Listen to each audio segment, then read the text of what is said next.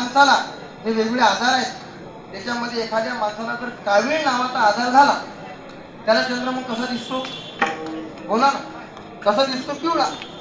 मग आता चंद्र पांढरा आहे, सर्वांचा अनुभव आहे, परंतु त्या व्यक्तीला पिवळा दिसतो. मग दोष चंद्रामध्ये आहे का व्यक्तीमध्ये आहे? विठाला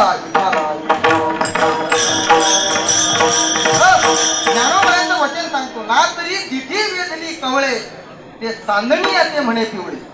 तुमच्या दृष्टीमध्ये दोष आहे, चंद्रामध्ये दोष नाही. तसंच तुकाराम महाराजांना तो सोन्याचा दिसतो, आम्हाला दिसत नाही. याचा अर्थ तुकाराम महाराजांच्या नजरेमध्ये दोष नाही, आमच्या नजरेमध्ये दोष आहे. विठाला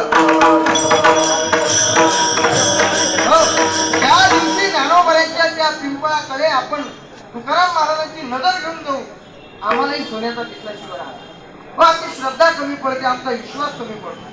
श्रद्धा आणि विश्वासाने